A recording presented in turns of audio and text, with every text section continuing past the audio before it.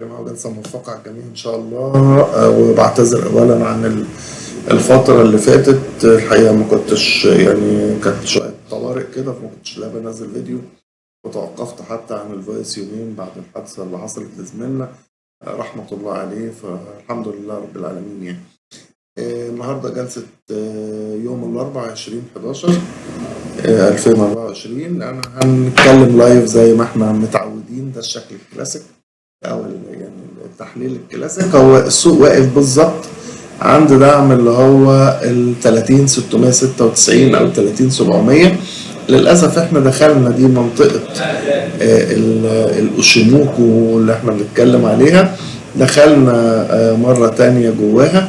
طيب احنا واقفين على منطقة الدعم، جميل. طيب لو لا قدر الله الدعم ده اتكسر هنروح للخط ده كويس، او المنحنى ده يعني، وهيبقى عندنا اول دعم ال 30,501.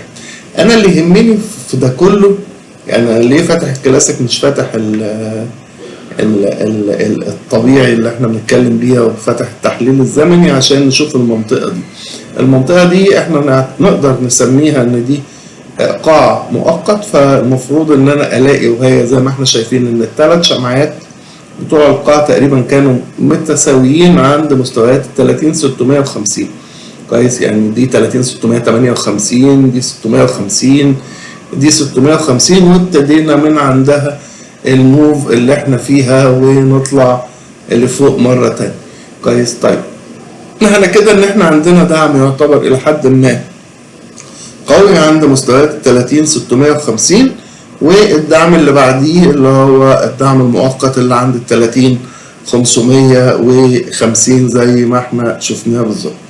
تمام، فدي كده ده سبب ان انا لجأت للكلاسيك. طيب واحنا راجعين بقى باذن الله تعالى هتقابلنا النقطه دي كويس، اللي هي ال 30,935 تقريبا. دي سحبت الاشوموكو من فوق، هتبقى مستوى مقاومه. اللي بعديه هيبقى ال 31,074 بتاع زمان قوي اللي احنا كنا بنتكلم عليه، والقمه السابقه اللي هي عند ال 31,806 كويس. ما اقدرش انكر ان في دلوقتي احنا قمه اقل من قمه، يعني القمه دي اقل من القمه دي، فده يعتبر الى حد ما بوادر ضعف في المؤشر الرئيسي كويس. طيب يعني لا عايزين نفرط في التفاؤل ولا عايزين نفرط في التشاؤم. الفوليوم بيدينا بعض المؤشرات. هو صحيح الفوليوم علميا ما يهمش في لا، والسوق بينزل كويس زي ما اساتذتي علموني، يعني مش مهم الفوليوم وهو السوق بينزل، ولكن بيدينا بعض المؤشرات ان هو مفيش قوة بيعية كثيفة عند مستويات الاسعار دي. يبقى الحل ايه؟ الحل من وجهة نظري انا لو ماركت ميكر ان انا اطلع بالاسعار شوية عشان اقدر اكمل بيع، لان زي ما احنا شايفين ان مع كل نزلة الفوليوم بيقل بالمنظر ده. ده متوسط 5 ايام بتاعنا، اخر 5 ايام 3 مليار يعني و300. امبارح احنا عاملين 2 مليار 870، ده بالنسبة للاسهم المقيدة في المؤشر ال 30 كويس. ندخل بقى على الاخ جان والتحليل الزمني. ده احنا اتكلمنا امبارح سريعا عند في الفويس اللي احنا كنا فيه.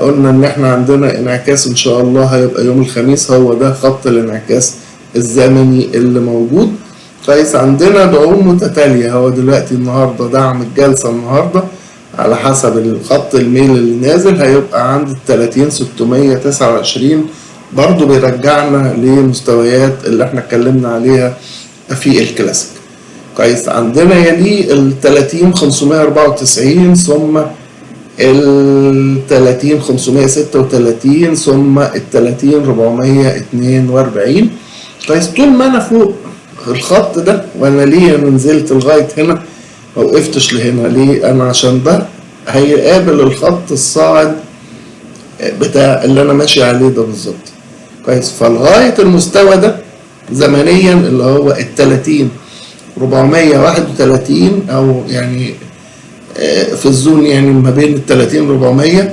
و50 لغايه 30 480. انا طالما السوق اعلاها انا ما عنديش مشاكل وهنكمل. عندنا انعكاس المفروض ان هو هيبقى بكره، ممكن بمستويات الازاحه ممكن يتاجل معانا للحد عشان المركزي ان شاء الله هيقول كلمته بكره.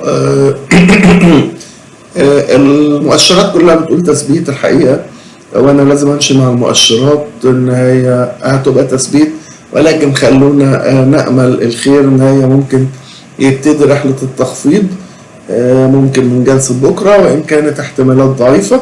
طيب لو جلسة بكرة اللي هي جلسة الخميس طول ما انا فوق 30 570 اللي انا واقف عليها دي،